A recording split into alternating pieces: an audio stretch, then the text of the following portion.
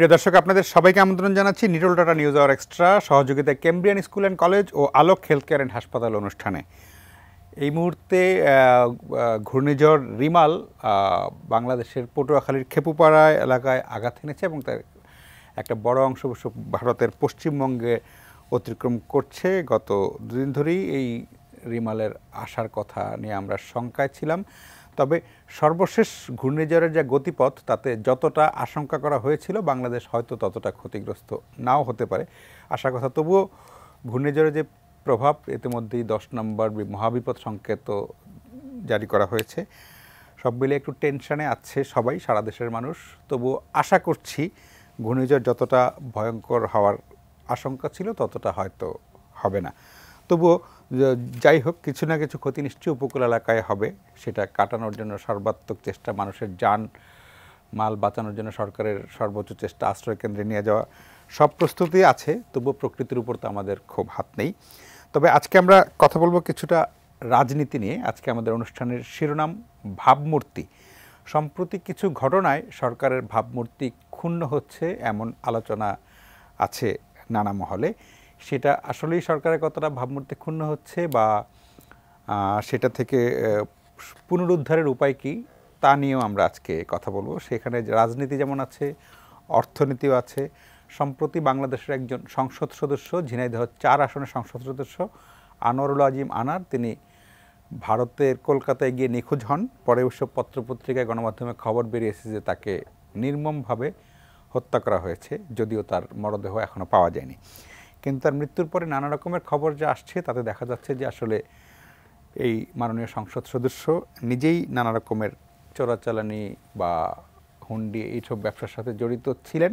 পত্রপত্রিকা এখন পর্যন্ত যা খবর আসছে, এবং তেমন কোনো লেনদেনের কারণে হয়তো শত্রুপক্ষ, বলা হচ্ছে তার খুব ছেলেবেলার ঘনিষ্ঠ বন্ধু আখতারুজ্জামান শাহীন, তিনিই পরিকল্পনা করে তাকে হত্যা করেছেন। কিন্তু একজন সংসদ সদস্যের এমন মৃত্যু, এবং তার এই আনোয়ারুল আজিম আনার 3 বারের সংসদ সদস্য, 2014, 18 এবং 24 3বারই আওয়ামী লীগের মনোনয়নে এমপি হয়েছেন।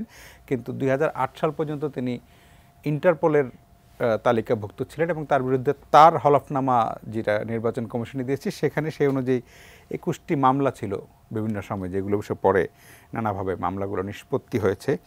কিন্তু এমন একজন ব্যক্তিকে পরপর 3 বার আওয়ামী লীগের মনোনয়ন দেয়া, সেটা নিয়েও আসলে নানা রকমের আলোচনা হচ্ছে। আওয়ামী লীগের সাধারণ সম্পাদক দাবি করেছেন যে তিনি এলাকায় বিপুল জনপ্রিয় এবং জনপ্রিয়তার কারণেই তাকে মনোনয়ন দেওয়া হয়েছে। কিন্তু একজন সংসদ সদস্যের কি জনপ্রিয়তাটাই একমাত্র মাপকাঠি, নাকি তাকে দলীয় মনোনয়ন দেওয়ার আগে আরও অতীত, বর্তমান আরও অনেক কিছু বিবেচনা নেওয়া উচিত? রাজনীতিকে স্বচ্ছ পরিচ্ছন্ন করার দায়িত্ব সব রাজনৈতিক দলেরই আছে। সেসব বিষয় নিয়ে আমরা আজকে কথা বলবো। আমাদের সাথে দুজন অতিথি আছেন সিনিয়র সাংবাদিক এম এ আজিজ এবং আছেন রাজনীতি বিশ্লেষক সুভাষ সিংহ রায়। আপনাদের দুজনকে স্বাগত জানাচ্ছি অনুষ্ঠানে। যেমনটি বলছিলাম যে নানা ঘটনায় সরকারের ভাবমূর্তি ক্ষুণ্ণ হচ্ছে বলে আলোচনা আছে। সেটা আসলে কতটা বা কীভাবে সেখান থেকে রিকভার করা যায় সেসব বিষয় নিয়ে আমরা কথা বলবো। জনাব সুভাষ সিংহ রায়, আপনাকে দিয়েই আলোচনাটি শুরু করতে চাই। সম্প্রতি বিভিন্ন ঘটনায় সরকারের একটু দুর্নাম হচ্ছে, যদিও সরকার দলের নেতারা বলছেন যে কিছু ঘটনা আছে ব্যক্তির দায়, সাংগঠনিক দায় নয়। সব মিলিয়ে যদি একটু বলেন, এবং অর্থনীতিও একটা সংকটে আছে, এটা অস্বীকার করার কোনো সুযোগ নেই। মানে মূল্যস্ফীতির কারণে বাজারেও বেশ চাপ আছে, সেটাও সাধারণ মানুষকে ভোগাচ্ছে। সব মিলে যদি আপনি একটু সরকারের এই মুহূর্তের সংকটটা বলেন। আপনার প্রশ্নের ধরনটি বুঝতে পেরেছি, এবং এখনকার ধরনটা এরকমই।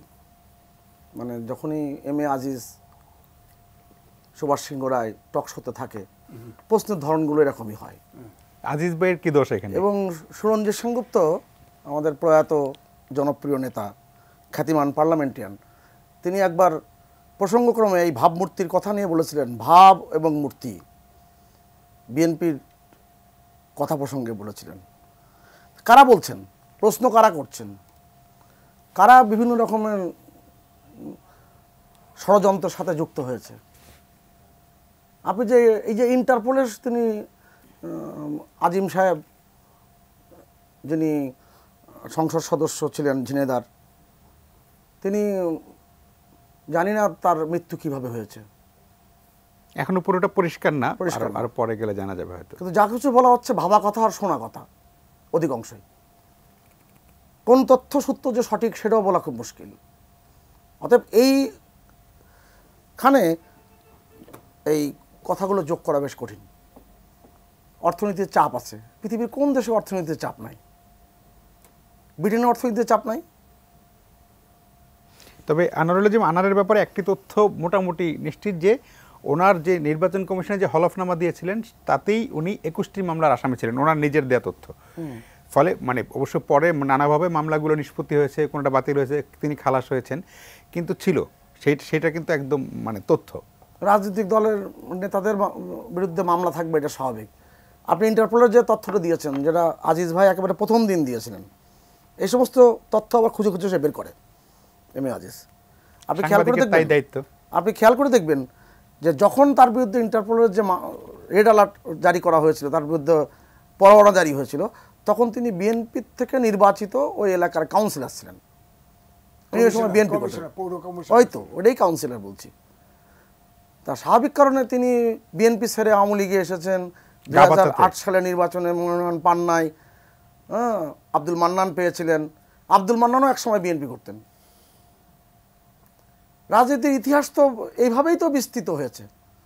অতএব সব পুরোটাই যে খুব ভালো তথ্য থাকে সব সময় না। না, কিন্তু ইন্টারপোলের তালিকাভুক্ত একজন বিএনপি নেতাকে আওয়ামী লীগকে নিতে হলো কেন? আওয়ামী লীগের কি ওই এলাকায় এর চেয়ে ভালো ভাবমূর্তির লোক ছিল না? কারণ 91 সালে আওয়ামী লীগ তো এম কে আনোকে নেয়নি, কেরামত আলীকে নেয়নি, বিজয়ী প্রার্থী ছিল, নেয়নি। চট্টগ্রাম থেকে যিনি এখন বিএনপির স্থায়ী কমিটির সদস্য, তিনি তো আওয়ামী লীগের মনোনয়ন নেওয়ার জন্য কোথায় না কোথায় গিয়েছিলেন, নেননি। একেবারে বিশুদ্ধ রাজনৈতিক কর্মীদেরকে 91 সালে মনোনয়ন দিয়েছিল 300 সিটে। বিএনপি 300 সিটে মনোনয়ন দেওয়ারও কোনো লোক খুঁজে পায়নি। এখান থেকে একটু, ওখান থেকে একটু, ওখান থেকে খামসা মারা, এই লোকগুলোকে নিয়েছেন। তো যে এম কে আনোয়ার যেদিন এরশাদ পদত্যাগ করে তার আগের দিন তার এলাকায় নিয়ে গিয়েছিলেন ক্যাবিনেট সেক্রেটারি হোসেন মোহাম্মদ এরশাদের, বলছেন দেখুন লাখো লাখো মানুষ আজকে মাননীয় রাষ্ট্রপতি আপনার জন্য অপেক্ষায় আছে। কে বলে আপনি জনবিচ্ছিন্ন, কে বলে আপনার জনপ্রিয়তা নেই, আজকে দেখে যাক। তো সেই লোককে আওয়ামী লীগের থেকে মনোনয়ন নেওয়ার জন্য 32 নম্বরে বারবার গিয়েছেন না। মাননীয় আজকের প্রধানমন্ত্রী শেখ হাসিনা বলেছেন যে আপনার বিরুদ্ধে যে সর্বদলীয় ছাত্র যে তালিকা দিয়েছে 32 জনের, তার মধ্যে প্রথমে আছে আপনার নাম, কারো তালিকাভুক্ত। 2 নম্বর আছে কেরামত আলী। তা আমি তো ছাত্র নেতৃবৃন্দের সাথে কথা না বলে আপনাকে তো আর দ্বিতীয়বার কথা বলতে পারবো না। 91 সালে নির্বাচন কেমন হয়েছিল, কীভাবে হয়েছিল? অতএব 96 সালে আওয়ামী লীগকে কেন কিছু কিছু ব্যবসায়ীকে আনতে হলো, এই রাজনীতি বিবেচনাটা করেছেন? করেননি, করবেনও না। তামিলনাড়ুর মুখ্যমন্ত্রী ছিল জয়ললিতা, তিনি 6 বারের মুখ্যমন্ত্রী হয়েছিলেন, বারবার আদালতে গিয়েছেন, বারবার বের হয়েছেন, বারবার দুর্নীতির মামলায় ঘেটে গেছেন। লালু প্রসাদ যাদব দেখলেই মনে হতো যে একেবারে একেবারে দুর্নীতিহীন একজন মানুষ, সোজা সরল ব্যক্তি, লেখাপড়া খুব একটা জানেন না। হ্যাঁ, সেই লোক তো যে মামলায় তিনি এখন কারাগারে রয়েছেন, এটা তো সবাই আমরা জানি। অতএব পরিপূর্ণ বিশুদ্ধতা শুধু খুঁজতে যান আওয়ামী লীগের ভিতরেই। আওয়ামী লীগের প্রতি মানুষের প্রত্যাশা হয়তো বেশি, এইটা উত্তরটা সঠিক হয়েছে, প্রত্যাশা এইটাই উত্তর সঠিক। কেননা আওয়ামী লীগ এই মাটিতে এই যে রাজনীতির যে লড়াই, মানুষেরকে নিয়ে লড়াই, মানুষের জন্য লড়াই, এটা আওয়ামী লীগের সৃষ্টি করেছে। 75 বছর ধরে এই লড়াই করছে। অতএব প্রান্তিক বিচ্যুতি থাকবেই, এবং অনেক সময় নির্বাচনী বৈতরণী পার হওয়ার জন্যে অনেক ব্যক্তি থাকে আপাত দৃষ্টিতে খুব জনপ্রিয় ব্যক্তি এবং মানুষের কাছে যায়। এই কোভিডকালীন সময় এই আজিম সাহেব একটা মোটরসাইকেল নিয়ে একা একা গ্রামের পর গ্রাম চলে তিনি মানুষের কাছে গিয়েছেন, যখন সন্তান পিতার কাছে যাচ্ছে না, এমন একটা ভয়ঙ্কর সময় গিয়েছে। আজিম সাহেবের ওটা খবর নেই। অতএব এই যে আমি উত্তরটা ওই জায়গায় দিই, এম এ আজিজ ভাই ব্যারিস্টার মওদুদ আহমদের মতন কথা যখন বলেন, বেশ মাঝে মাঝে উল্টাপাল্টা বলেন, বলতে হয় ভাইরাল হওয়ার জন্য, কিন্তু লেখার সময় ঠিক লেখেন না। লেখে যখন কিছুটা ঠিক লেখেন, যেমন আজকে সমকালতার লেখাটা আমার বেশ ভালো লেগেছে, যদিও একটা তথ্যগত ভুল আছে যে 79 পার্লামেন্টে আওয়ামী লীগ নাকি 51টা সিট পেয়েছিল, 39টা সিট পেয়েছিল, আর মিজান আওয়ামী লীগ 2টো পেয়েছিল, 41টা হয়, উনি 51টা লিখেছেন। এটা পত্রিকার টাইপিংয়ে ভুল না তার লেখায় ভুল না জানা ভুল, সেটা তো উনি আওয়ামী লীগকে কয়েকটা সিট বাড়াই দিয়েছে, হ্যাঁ কম তো দেন তিনি তার শিরোনাম যেটা রাজনৈতিক দলগুলো 3 জোটের রূপরেখা কি ভুলে গেছে। চমৎকার একটি প্রশ্ন করেছেন। কে ভুললো? 91 সালে যখন সরকার পরিচালনার দায়িত্ব পেল আকস্মিকভাবে বিএনপি, তখন 3 জোটের রূপরেখার বাস্তবায়নের দায়িত্ব পড়লো কার ওপরে? কথাই ছিল না, তার পুরো রূপরেখাটা সে লিখে দিয়েছেন, অনেকে এখনো মনে নাই। এই ম্যাজিজকে ধন্যবাদ। এই বললাম না ব্যারিস্টার মজিদ আহমদের মতন কথা বলবার সময় বেশ উল্টাপাল্টা বলেন, কিন্তু লেখার সময় কিন্তু লেখা না, কথা তো আর থাকবে না, লেখাটা থাকবে। এটা খুব সাবধানী পদক্ষেপ। বলা হয়েছিল যারাই ক্ষমতায় আসবে তারাই সমস্ত রকম কালা কানুন বাতিল করিবে, তার লেখার মধ্যে আছে। বিএনপি কি কালা কানুন বাতিল করেছিল? বঙ্গবন্ধু হত্যাকাণ্ডের বিচারে যে পথ রুদ্ধ করা হয়েছিল, জিয়াউর রহমান যেটা করেছিলেন কুখ্যাত ইন্ডিয়ান আইন, সেই আইন কি বাতিলের উদ্যোগ যখন আওয়ামী লীগের পক্ষ থেকে আবার প্রস্তাব পেশ করা হলো পার্লামেন্টে, তখন কি সেটা গ্রহণ করা হয়েছিল? এমনকি 96 সালে আওয়ামী লীগ ক্ষমতায় আসার পরে যখন এই বিলটি বাতিল হয়ে গেল, সেদিন তো বিএনপি ওয়াকআউট করেছিল। আপনার জন্মস্থান কুমিল্লা থেকে যিনি কর্নেল আকবর সাহেব, যিনি বিএনপির নেতা ছিলেন, মন্ত্রীও হয়েছিলেন, তিনি তো ভয়ঙ্কর একটা বক্তৃতা দিয়েছিলেন ইন্ডিয়ানিটির পক্ষে। মির্জা গোলাম হাফিজ 91 সালে তিনি বলেছিলেন যে ইন্ডিয়ানিটি আইন এত কঠিন আইন, এই আইন সংশোধন করার কোনো সুযোগ আর নাই। পথটা কে রোধ করলো? এই প্রশ্নের উত্তর কিন্তু শেষে কিন্তু এখনকার সরকারের ভাবমূর্তির যেই সংকটের কথা আমরা মানে বলছি বা বলা হচ্ছে, সেইখানে আপনার আসলে সত্যি সত্যি সরকার কি কোনো চাপে আছে কিনা? সেই সরকার চাপে থাকবেই, গণতান্ত্রিক সরকার চাপে থাকবেই পৃথিবীর সব দেশেই। আমি উন্নত দুটো রাষ্ট্র ঘুরে আসলাম, এবং 15 দিন নিউজিল্যান্ড, হ্যাঁ, তো আমি তো দেখে আসলাম অর্থনৈতিক চাপ কেমন আছে ওই সমস্ত দেশে। আচ্ছা, অর্থনীতি নিয়ে আমি সেই কথার আলোচনা রেখে দিয়েই বলি, বাংলাদেশের এই অবস্থার নানান রকম উলট পালট করবার জন্য চক্রান্ত বহু আগে থেকে হচ্ছে। ওই যে 1981 সালের 17ই মে পত্রপত্রিকার শিরোনাম হয়েছিল শেখ হাসিনা আগমন প্রতিরোধ কমিটি আপাতত কর্মসূচি স্থগিত করেছে। এই যে মির্জা গোলাম হাফিজ সাহেবরা এই আগমন প্রতিরোধ কমিটির সদস্য ছিলেন। আচ্ছা, আজকের বাস্তবতায় এই দেখবেন এই যে প্রতিরোধ কমিটির যে কার্যক্রম সেটা কিন্তু এখনো চলছে, কালো মাকড়সার জাল বিস্তৃত।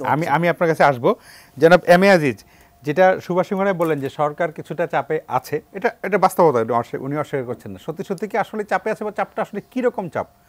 আপনি লেখার সময় ঠিক লেখেন, বলার সময় ভুল বলেন, এই অভিযোগ উনি করেছেন। কিন্তু না, যেটা লিখি তার বাইরে তো আমি বলতে পারবো না, কারণ ওনার কাছে বাঁকা মনে হয়। আর দ্বিতীয়টা হচ্ছে লিখি আমি, ছাপে পত্রিকালারা, সমকাল, যুগান্তরে আমি লিখি, সামান্য তারাও তো এডিট করার রাইট আছে, সেটা করে না। তথ্য তো আর এডিট করার রাইট নেই, করে নাই। তো এখন দেখেন ইলেকশনের আগে আপনি যদি বলেন শুনিয়া দেখা বলছি তা না, 23 সালের মিডিলে লেখছি যুগান্তরে, ভূ রাজনীতির ফাঁদে বাংলাদেশ। এখন আপনি যুগান্তর সার্চ দেন, সাথে সাথে আমার লেখাটা আসে, কারণ এই লেখার সম্ভবত পাঠক সবচেয়ে বেশি। এবং বাংলাদেশ ভূ রাজনীতির ফাঁদে আছে, তার প্রমাণ এতদিনে এসে প্রমাণ আমি দিচ্ছি। যে 14 দলের বৈঠক হয়েছে পরশুদিন, প্রধানমন্ত্রী ওই বৈঠকে বলেছেন যে বড় একটি দেশ বলছে সামরিক ঘাঁটি করতে চায় আমাদের ভূখণ্ডে, আমাদের সমুদ্রে, আমি সেটা দিব না, এর জন্য একটু ঝামেলায় আছি। এটি হলো ভূ রাজনীতি। কারণ হচ্ছে এশিয়া প্যাসিফিকে যে ব্রিক্স করছে, সেখানে চায়না এসে প্রথম অ্যাঙ্কর গাড়ছে, চীন ওখানে বাংলাদেশ, যুক্তরাষ্ট্র বাংলাদেশকে ওখানে চায়। কারণ চীন এই অঞ্চলে যে আধিপত্য, এই আধিপত্যকে যুক্তরাষ্ট্র খর্ব করতে চায়, এই জন্য তার এখানে ঘাঁটি দরকার। এবং 80টা দেশের সম্ভবত 285টা ঘাঁটি আছে আমেরিকার পৃথিবীতে। এবং এই অঞ্চলে আপনি খেয়াল করে দেখেন, দক্ষিণ পূর্ব অঞ্চলে কোনো ঘাঁটি নেই। তাদের মনে করে আমাদের এই বে অফ বেঙ্গলে যদি হয়, তাহলে ওইদিকে বার্মা, মায়ানমার, বাংলাদেশ, চীন পাশেই আছে, ওই অঞ্চলটা আছে। তো সুতরাং এটা কিন্তু একটা ফাঁদ। এশিয়া প্যাসিফিক রিজন হবে। আমি কিন্তু যুক্তরাষ্ট্রের একটা সার্ভে করছে, সেই সার্ভে রিপোর্টে তুলে দিছি। সার্ভেতে বলা হয়েছে পৃথিবীর মধ্যে এশিয়া প্যাসিফিক যে রিজনটা, এটাতে 25% ল্যান্ড আছে, আর এই অঞ্চলের 64% লোক কাজ করে, কর্মক্ষম, এবং ব্লু ইকোনমি সহ এই অঞ্চলের যে ইকোনমি, পৃথিবীর যত ইকোনমি আছে আগামী দিনে 65% হবে শুধু এই অঞ্চলে। সুতরাং এই অঞ্চল হাতছাড়া করা যাবে না। সেখানে আরেকটা লাইন লিখে দিছি যে বাংলাদেশ তখনই কিন্তু দেখা গেছে এই সরকার চীনের দিকে হেলে পড়তেছে। তখন আমি বলেছি যুক্তরাষ্ট্র আর যাই হোক এই বাংলাদেশকে কোনো কর্তৃত্ববাদী বা এক দলের দিকে যেতে দিবে না, কারণ ওইটা যদি হয় তাহলে অবশ্যই তখন চীনের দিকে, রাশিয়ার দিকে ঝুঁকে যাবে। এটা তারা রোধ করার জন্য সর্বোচ্চ চেষ্টা করবে। এবং এখন রাইট নাও সরকারের চাপটা আসলে এখন আমি না, চাপটা হলো দুইটা। একটা হলো ভূ রাজনীতি, এটা আছে, এটা কোথায় যায় শেষ হবে এটা বলা মুশকিল। আমি তো আর অ্যাস্ট্রোলজার না। তবে লোকাল যেটা বলছে, এখন তিনটে জিনিস কিন্তু আজকে টিআইবির একটা রিপোর্ট হয়েছে, সেখানে আপনার মূল বক্তব্যটা হচ্ছে সরকারের উচ্চ পর্যায়ে বসে ক্ষমতার অপব্যবহারকারীদের দুর্নীতির শ্বেতপত্র প্রকাশ দাবি জানাইছে টিআইবি। আসলে এই দেশে আমরা মুক্তিযুদ্ধের সময় বলতাম 22 পরিবার সব এ দেশ লুটে নিয়ে গেল। এখন 9 থেকে 10টা বিজনেস হাউস এই দেশকে লুট করতেছে, এবং তারা হলো অলিগার্ক, এবং এটাও আমি লিখছি। ও মানে 22 থেকে 9 নামছে, তাহলে ভালোই, খারাপ নয়, কারণ এটা ওই 22-এর ভিতরে 2টা পাকিস্তানের, বাংলাদেশের অংশে ছিল, আর 20টা ছিল পাকিস্তানের। তো এখন এটা সংখ্যা কমে গেছে, মানে 20 থেকে 9 না, কমে গেছে মানে শক্তিশালী হয়েছে। এবং পৃথিবীর ভিতরে আমরা উন্নয়নশীল দেশে যাচ্ছি, কিন্তু পৃথিবীর ভিতরে সবচাইতে ধনী সৃষ্টির কারখানা বাংলাদেশ 1 নম্বরে আছে। বাংলাদেশে তো ভালো, তো এটা ধনী সৃষ্টির কারখানা, তাহলে তো আপনিও ধনী হয়ে যাবেন। না না না, কথা শেষ হয় নাই। ধনীর সৃষ্টি খারাপ হয় যদি আপনি আমি সহ হই, সমস্যা নাই। পরিসংখ্যান ব্যুরো অর্থাৎ সরকারি হিসাব, পরিসংখ্যান ব্যুরো তো অনেক গোপন টোপন রাখে। 15% লোকের হাতে 41% অর্থ সম্পদ চলে গেছে বিদেশে। আপনি দেখেন, আপনিও ধনী হইলেন না, আমিও হইলাম না, তাহলে কি সুবিধা হয়েছে? মানে তাহলে কি কারা হচ্ছে সেটা? না না না, এই যে 15% সেটা হলো সরকারের কাছাকাছি যারা। তো সুবিধা তো সরকারের কাছাকাছি বলে না, আপনি দাবি ওই করেন। কাছাকাছি না, উনি হলে সুঙামারা কাছাকাছি। কাছাকাছি বলতে আমি বলছি যে যারা সরকারের সুবিধায়, যেমন ধরেন কুইক রেন্টাল দিয়ে বসে থাকে, টাকা নিচ্ছে, ডলার নিয়ে যাচ্ছে, ডলার নিয়ে পাচার করে দিচ্ছে বিদেশে। আমরা ডলার ক্রাইসিসে ভুগি, এরা ডলার বিদেশে নিয়ে যায়। আজকে একটা কোম্পানির সিঙ্গাপুরের লিস্টে আজকে পৃথিবীর ধনীর তালিকায় বাংলাদেশের একজন আছে, নাম বলতে চাই না। হ্যাঁ, আছে আজিজ খান। এটা নিয়ে তো আপনার নাম না বলার সবাই জানে। তাহলে বলেন, এটা তো তালিকা ফোর্বস এর তালিকা। তারপরে আপনি বলেন এই দেশে একজন $1 বিলিয়ন পাচার করছে, ভিভিড রিপোর্ট আসছে ডেইলি স্টারে। এটা তদন্ত করা যাবে না, করলে দুদক করবে, অমক করবে। এটা সুপ্রিম কোর্ট এটা ডিসিশন দিছে। আপনি কোথায় যাবেন বলেন? আচ্ছা, কোথায় যাবো এটা শুনবো। আমরা একজন দর্শক অপেক্ষা করছে, নিয়ে একটা বিরতিতে যাই, তারপরে আবার আলোচনায় আসবো। প্রিয় দর্শক, আপনার নাম বলে প্রশ্নটি করুন। হ্যালো, আসসালামু আলাইকুম। ওয়ালাইকুম আসসালাম। আমি রাজবাড়ী থেকে আব্দুল ওহাব মন্ডল বলছিলাম। জি, জনাব আব্দুল ওহাব মন্ডল বলেন। আমি বিশিষ্ট রাজনৈতিক বিশ্লেষক বাবু সুভাষ সিংহ রায়, ওনার কাছে প্রশ্ন রাখতে চাই। উনি একটু আগে বললেন যে আওয়ামী লীগের যে মাননীয় সংসদ সদস্য বিদেশের মাটিতে হত্যা হয়েছে, এটার ওনার বিরুদ্ধে 21টা মামলা আছে। এই 21টা মামলা, এবং উনি যে 3 বারের এমপি, এই 21টা মামলা তো এই তিন টার্মেই তার বিরুদ্ধে হয়েছে।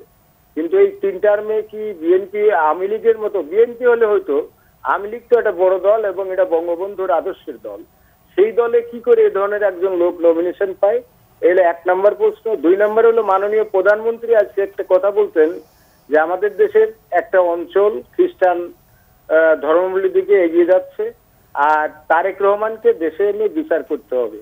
তো তারেক রহমানের দেশে আনার কোনো ফর্মুলা কি আসলে এটা কি রাজনৈতিক জন্যই রাজনৈতিক বক্তব্য, না এটা বাংলাদেশে এনে তাকে বিচার করা সম্ভব? জি, আপনাকে অনেক ধন্যবাদ। ছোট্ট আমি বিরতি একটা যাচ্ছি, বিরতির পরে শুনবো আপনাকে।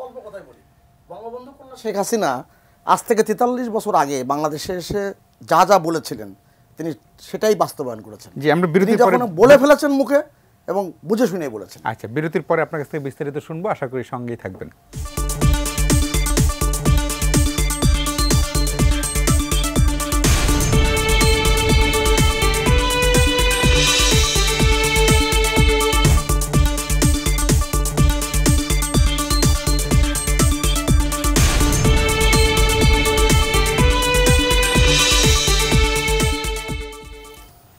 প্রিয় দর্শক, ফিরে এলাম আলোচনায়। কথা বলছিলাম নানা কারণে সরকারকে একটু চাপের মুখে আছে কিনা, সরকারের ভাবমূর্তি ক্ষুণ্ণ হওয়ার মতো বেশ কয়েকটি ঘটনা আলোচনা হচ্ছে নানাভাবে, সেগুলো নিয়ে।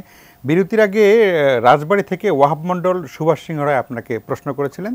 ওনার প্রশ্ন দুটি অংশ। একটা হলো যে আজকেই প্রধানমন্ত্রী বলেছেন যে তারেক রহমানকে ফিরিয়ে এনে তার বিচার করা হবে, সেটি সম্ভব কিনা। এর বিষয়ে অনেক দিন ধরেই এই আলোচনাটি আছে, কারণ উনি অলরেডি একাধিক মামলায় দণ্ডিত, তার মানে উনি এখন আসলে কাগজে কলমে পলাতক। আর আরেকটি হলো যে আনোয়ারুল আজিম আনারের মতো একজন ব্যক্তি কিভাবে আওয়ামী লীগের মনোনয়ন পেলেন। আওয়ামী লীগের 300 সিটের যারা মনোনয়ন পান 5 বছর পর পর নির্বাচনে, 300 জনই যখন এই যে মনোনয়ন বোর্ড যখন নির্ধারণ করেন তখন নানান বিবেচনা নিয়ে নির্ধারণ করেন, এবং গণতান্ত্রিক শাসন কাঠামোতে বিজয়ী হওয়াটা একটা বড় জরুরি বিষয়। কারণ 91 সালে আওয়ামী লীগ যেভাবে তার নিশ্চিত বিজয় হাতছাড়া হয়েছিল, নানান ষড়যন্ত্রের মধ্য দিয়ে যে আটকে গিয়েছিল, সেটা আমরা সকলে জানি। তো স্বাভাবিক কারণে আওয়ামী লীগকে বিজয়ী প্রার্থী খুঁজতে হয়। আমি একটু আপনাকে এখানে একটু সাপ্লিমেন্ট করি, সেটা হলো যে গত 3টি নির্বাচন, মানে যে 3টি নির্বাচনে আনোয়ারুল আজিম আনার মনোনয়ন পেয়েছেন এবং এমপি হয়েছেন, সেই 3টি নির্বাচন আসলে ধরেন জয়ী হওয়াটা খুব মানে অত গুরুত্বপূর্ণ ছিল। নির্বাচনগুলো যে কোনো কারণে বিএনপি না আসার কারণে একতরফা ছিল, ফলে চাইলে আপনি এখানে জয়ের বিবেচনা, জনপ্রিয়তার বিবেচনা ছাড়াও আপনি চাইলে ক্লিন ইমেজের লোকজন নিয়ে করতে পারতো আওয়ামী লীগ, অন্তত এই সময়টাতে 91 সাথে তুলনা না করি। জি, না, এটা এই প্রশ্নটা আপনার করাটা বেশ জুৎসই হয়েছে, আমিও কোনো আপত্তির কিছু দেখছি না। কিন্তু রাজনৈতিক দলের নানান শ্রেণীর মানুষ থাকেন, বিশেষ করে এই সমস্ত গণসংগঠনের। উনি আব্দুল ওয়াহাব মণ্ডল কিন্তু যথার্থই বলেছেন, আওয়ামী লীগের মতন জনপ্রিয় দলের, হ্যাঁ সেটা আমরা আগে আলোচনা করেছি, আওয়ামী লীগের কাছে প্রত্যাশাটা আওয়ামী লীগের মতো বিএনপি কোনো রাজনৈতিক দল না, অর্থাৎ বিএনপি হচ্ছে বিরোধী মহল। ওই বিএনপি নিয়ে আলোচনা কিন্তু যারা আওয়ামী লীগের প্রশ্ন করেন তারাও কিন্তু ভালো করে আজকের আলোচনা আসলে বিএনপি খুব প্রাসঙ্গিকতা না। আর রাজনীতিতে বিএনপি প্রাসঙ্গিকতা দিন দিন হারিয়ে যাচ্ছে, অতএব আপনি জোর করে আনলেও খুব বেশি আনতে পারবেন না। আজিজ ভাইকে যদি বিএনপি সম্বন্ধে বলতে বলা হয় খুব বেশি ভালো কিছু বলতে পারবে না, শুধু আওয়ামী লীগের বিরুদ্ধে বলতে পারবে, এই ব্যাপারে তার পারঙ্গমতা রয়েছে।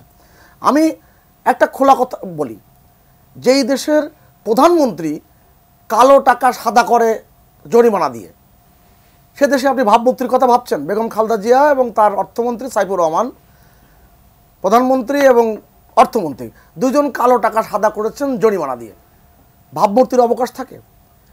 বার্টেল লিটনার, বিখ্যাত সাংবাদিক, ফার ইস্টার্ন ইকোনমিক রিভিউ, তিনি তো বলেছিলেন বিএনপির আমলে বাংলাদেশ হচ্ছে জঙ্গিবাদের অভয়ারণ্য। সার্চ দেন fur eastern economic review, Bertolt লিটনারে অনেক প্রবন্ধ বেরোবে। তা এগুলো ভাবমূর্তি কথা।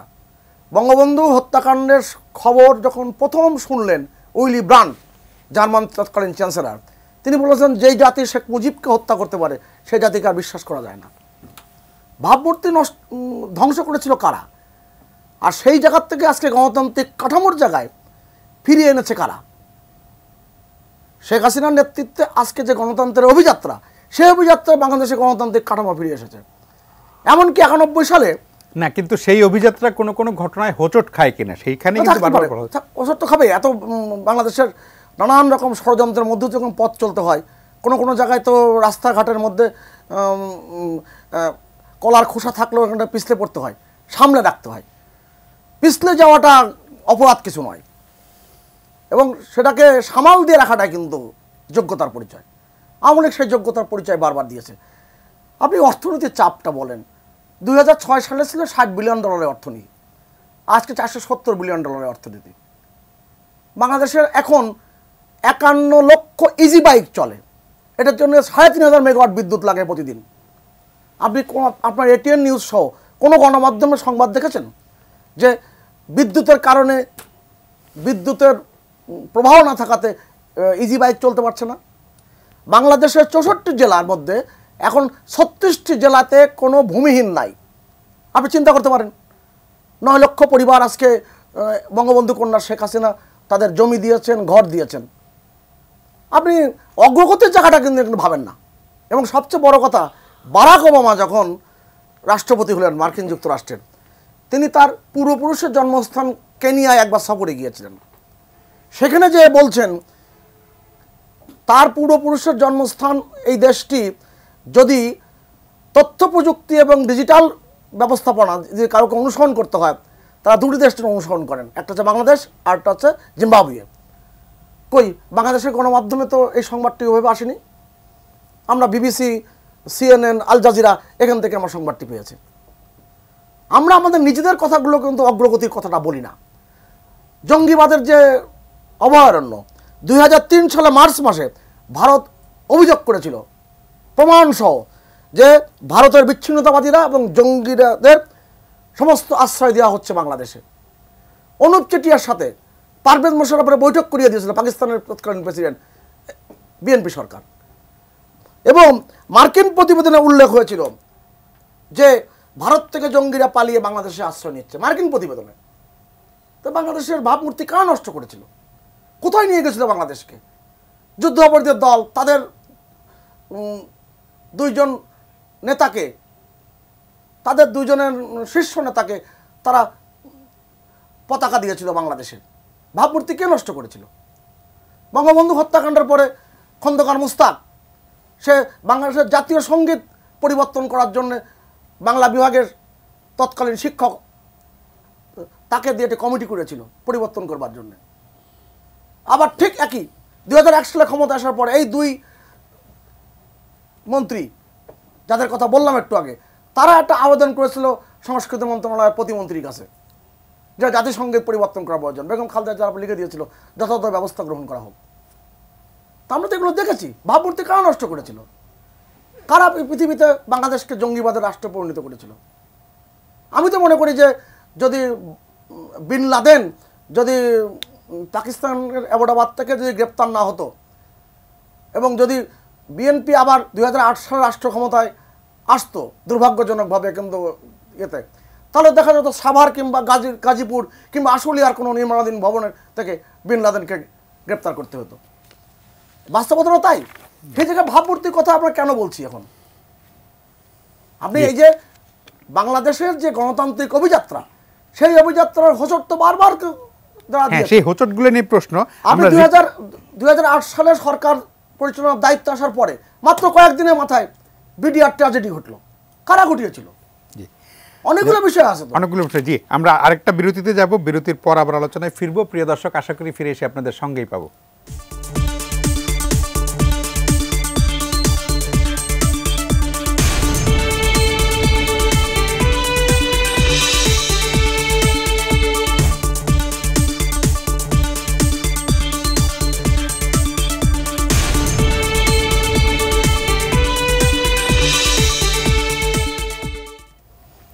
প্রিয় দর্শক, ফিরে এলাম আলোচনায়। জনাব এম এ আজিজ, যেমনটি সুভাষ সিংহ রায় বলছিলেন যে একটা রাজনৈতিক দলে আসলে নানা রকমের লোক থাকে, একটা বিশেষ করে বড় রাজনৈতিক দল যখন হয়। তবুও যেমনটি ওহাব মণ্ডলও প্রশ্ন করছিলেন যে মানে একটা দল তো অনেক কিছু বিবেচনা করে মনোনয়ন দেয়, কিন্তু সাধারণ মানুষের প্রত্যাশা আছে একটা বড় দলের কাছে যে তারা ভালো লোককে মনোনয়ন দেবে, কিন্তু সবসময় সেটা রক্ষা করা যায় না। এবং সেই কারণে কিন্তু দল চাপে পড়ে, প্রশ্নের মুখে পড়ে, ভাবমূর্তি সংকটে পড়ে নানাভাবে। সেটা সুভাষ সিংহ রায় আওয়ামী লীগের কথা বলেছেন, সেটা বিএনপির ক্ষেত্রে সত্যি। আমরা খুঁজলে বড় দুই দলই দেখবো যে এমন অনেককে দলের মনোনয়ন দিয়ে এমপি বা মন্ত্রী বানানো হয়েছে যারা আসলে সাধারণে তাদের ঠিক জনপ্রিয়, হয়তো ওনার এলাকায় জনপ্রিয়, কিন্তু সাধারণে তাদের ভাবমূর্তি হয়তো অতটা উজ্জ্বল না। তাতে তো রাজনীতি ফাইনালি গিয়ে শেষ পর্যন্ত রাজনীতি ক্ষতিগ্রস্ত হয় না। দেখেন, আপনি কিন্তু এটার উত্তর দিয়েছিলেন 14, 18 এবং 24-এ কোনো পপুলারিটির দরকার নেই।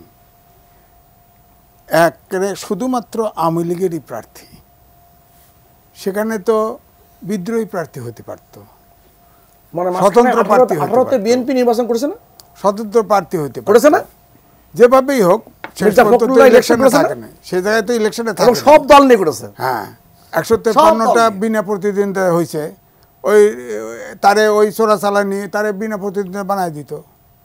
এখন শোনেন, এখানে একটা প্রশ্ন, উনি কিন্তু একটা নাম নিয়ে আসছেন, যেমন এম.কে. আনোয়ার। এম.কে. আনোয়ারের সাথে তুলনা করেছেন এই আনোয়ারুল কবির, আনোয়ারুল আজিম আনার নামে নামে একটু মিল আছে। আমি আজকেই নামে মিল আছে। হ্যাঁ শোনেন, আমি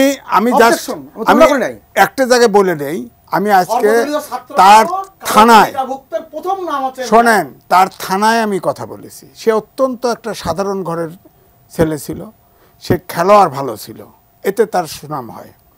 তারপরে সে এই চোরাচালানি ওই বর্ডারিং এরিয়াতে এটাতে ঢুকে পড়ে, তারপরে ফুটবল খেলতেন, ভালো জনপ্রিয় ফুটবলার ছিলেন, জাতীয় পার্টিতে আসে। জাতীয় পার্টিতে এসে সে পুরোদমে চোরাচালানি হয়ে যায়, এবং তার আগে ওই ফুটবলের আগে চরমপন্থীর সাথে যুক্ত ছিল। এরপরে বিএনপিতে আসে, সে বিএনপিতে আসে পৌর কালীগঞ্জ পৌর চেয়ারম্যান হয়, এবং তার ওই যে কালোবাজারি, স্বর্ণ চোরাচালানি, হত্যা, এগুলো চলতেই থাকে। বিএনপির সময় 21টা কেস হয়, এবং বিএনপির সময় ইন্টারপোলে যায়। আপনি খেয়াল করেন, তার মানে না, আমি বলছি যে বিএনপি তাকে ছাড় দেয় নাই, তাকে ছাড় দেয় নাই। তারপরে সে করলো কি, আওয়ামী লীগে এর আগে 2008 সালে নমিনেশন চাইছে, পায় নাই, পরের বারে 14 সালে পেয়ে গেছে, 18 সালে পেয়ে গেছে, 24 সালে পেয়ে গেছে। কিন্তু এরপরে আমার অ্যাসেসমেন্টটা হচ্ছে, আমি যেটা কথা বলে লোকাল এরিয়ায় পেয়েছি, যে সে এমপি হওয়ার পরে এই যে চোরাচালানি যত লোক আছে, এরপরে সে তার একক আধিপত্য দাঁড়ায় গেছে। তখন তারা মিলা তারা সাইজ করে দিছে। এটা হলো আমার কাছে ধারণা। এখন ওই পুলিশ, ইন্ডিয়ান পুলিশ, এই পুলিশ যাই কয়, আমি যদি বলি উনি মারা যায় নাই, হতে পারে, এখনো তো ডেড বডি পাওয়া যায়নি। নাও, আপনার সংসদে প্রশ্ন এসছে, এই সিট খালি কি খালি না, সংসদ সচিবালয় সিদ্ধান্ত নিতে পারছে না, কারণ তারা তো জানে ডেথ সার্টিফিকেট লাগবে, অথবা মৃত্যু কনফার্ম লাগবে, তার জানাজা হবে, দিস অ্যান্ড দ্যাট, কিছুই হয় নাই। এখন ইন্ডিয়ায় নিয়ে গেছে, কোথাও তো তাকে আটকাও রাখতে পারে। তারপরে আপনি খেয়াল করে দেখেন, ইন্ডিয়াতে সেখানে সিসিটিভি আছে, সেই ফুটেজ এতদিনে 2 দিন দেখাচ্ছে, আগে দেখাইল না কেন? আগে দেখাইল না কেন? 2, এই এমপি সাহেব গেলেন যে বর্ডার দিয়ে পাস করে, আমাদের দেশে সবজি বেচে ভ্যানে পতাকা লাগায় চলে গেছে। পতাকা দেখছেন তো, টেলিভিশনগুলোতে দেখাইছে না, ফুটেজ দেখাইছে তো। এটা কোন ধরনের এমপি? অর্থাৎ তার যে মানসিকতা সেই জায়গায় ছিল, এমপি হয়েছে, ওই যে তার আধিপত্য যেসব করছে, ওইটা খবরদারি বাড়ছে, মানুষও মেরে ফেলছে। তো সুতরাং এর সাথে তো এম.কে. আনোয়ারের তুলনা হবে না। হ্যাঁ, এম.কে. আনোয়ারের নমিনেশন একটা আমলা ছিল, যেখানে পায় তথ্য যাচাই, আপনি যাচাই করেন, আমি যাচাই করে কনফার্ম হয়ে বলতেছি অনিয়ারে, আপনি কন্টেস্ট করলে হবে না। আমার কথা হচ্ছে যে নমিনেশনের সময় নিয়ে যায়, সেখানে প্রত্যেকটা ভ্যানের গাড়িতে বাংলাদেশের পতাকা। আচ্ছা শোনেন, আপনি হলফনামায় আপনিই বলছেন, হলফনামায় নিজে বলছে তার বিরুদ্ধে 21টা কেস আছে, হত্যার মামলা ছিল, সবগুলো মামলা এখন ছিল, হ্যাঁ লেখছে ছিল। এই লোকরে পপুলারিটি দেখে এই 3বারে ভোট লাগছে, এই 3বারে তাকে নমিনেশন কেন দিল? আপনি বলে অনেক কারণে দেয়, অনেক কারণে দেয়, যে শোনা যায়, সত্য কি মিথ্যা এটা জানি না, যে তাকে হত্যা করার জন্য 5 কোটি টাকা বাজেট করছে। ওরকমই হয়তো নমিনেশন পাওয়ার জন্য কত কোটি টাকা বাজেট করছিল, ঠিক আছে, তার তো টাকার অভাব নাই, তার তো টাকার অভাব নাই, আমাদের দেশে তো এগুলি হয়। তো সুতরাং এই জন্যই আমি বলছি যে এই 3 বছরে ওই দাদা তো 25 বছর আগের খবর সব বললো, এটার তো সবগুলোর উত্তর ছিল, এটা আমি পিছনে যেতে চাই না। আবার তার আগের তো বাংলাদেশি ছিল। আজিজ ভাই, আমাদেরকে আরেকটা বিরতিতে যেতে হবে, যদি এখানে শেষ করেন আমরা পরে হয়তো অল্প অল্প আপনারা শুনতে পারবো, খুব বেশি সময় পাবো না যদিও। প্রিয় দর্শক, ছোট্ট বিরতিতে ফিরে আসছি।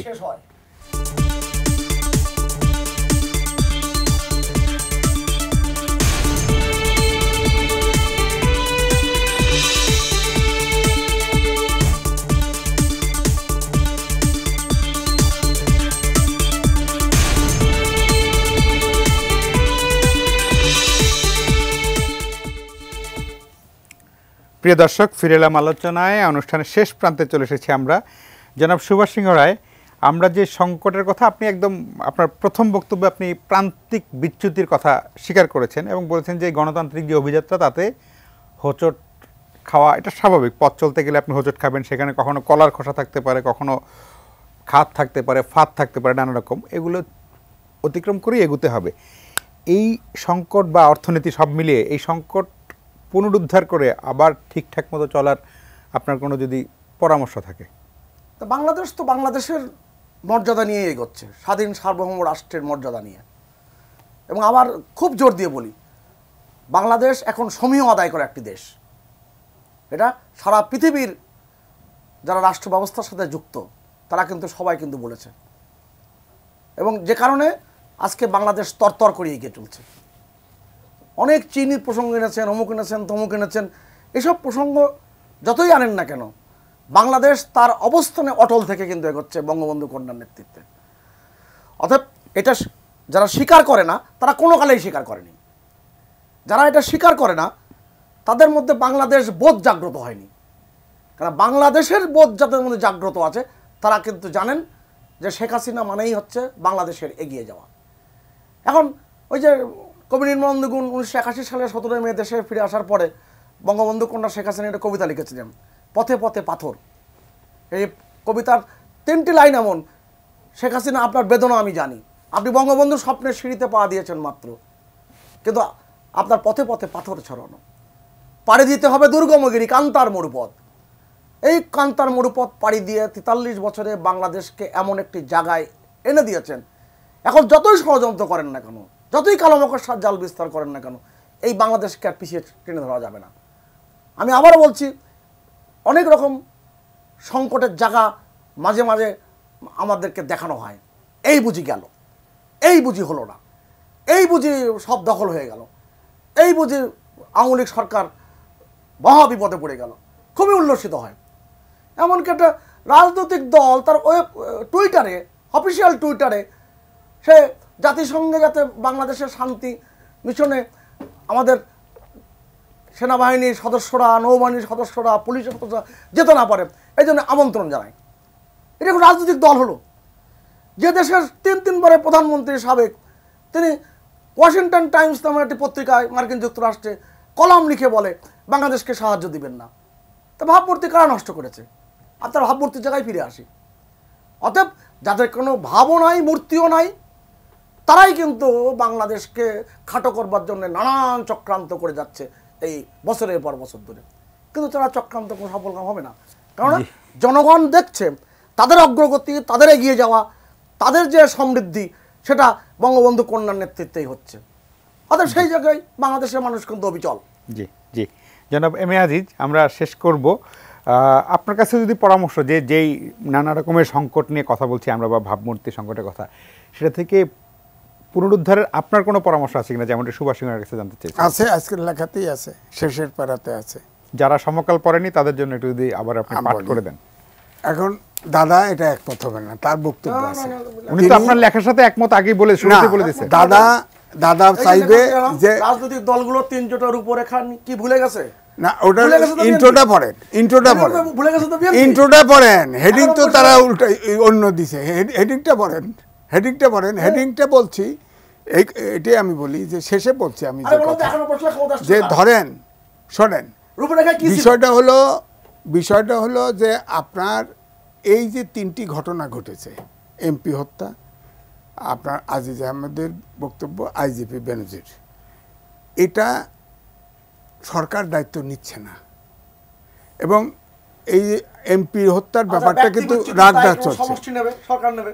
শোনেন, ইলেকশন কমিশনের অধীনে সেনাবাহিনীও থাকে এবং সেনাবাহিনী প্রধান বলেন, আইজিপি বলেন, তারা সরকারের বাইরে তারা যেতে পারেন না। যা কিছু করেছে ইলেকশনের সময় করেছে বা অন্য কিছু করেছে সব সরকারের অনুমোদন নিয়ে, অথবা ইতিহাস থেকে কি বলে তাদের কারণে। জেনারেল নুরুদ্দিনকে সাথে কথা শুনেছিল সেটা হলো পরে, এখন তো তা ছিল না।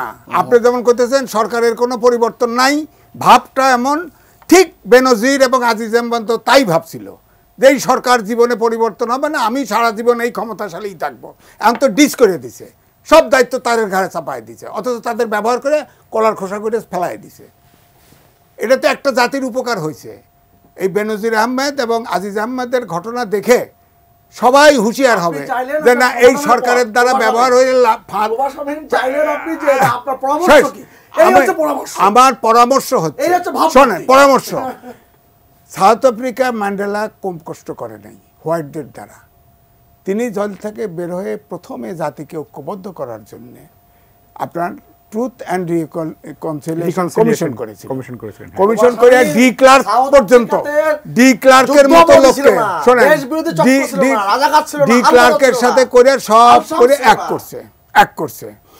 আমার কথা হচ্ছে বাংলাদেশে সেটা করতে হবে। বড় ছোট যা ঘটনা ঘটুক না কেন, এটার সমাপ্তি জাতির স্বার্থে। পলিটিক্স করেন তো আপনি, নাহলে পলিটিক্স ছেড়ে দেন, আর নাহলে অর্ধেক দেশকে নাগরিকত্ব বাতিল করে দেন। এখন তো বাস্তবতাটা হচ্ছে এই দেশের অর্ধেক লোকের বেশি লোক আওয়ামী লীগের বিরুদ্ধে, তাদের সাথে আপোষ করতেই হবে, করতেই হবে। হ্যাঁ, দুই ভারতে গান্ধী ছোট হয়েছে বলেন, কোনো বিতর্ক আছে?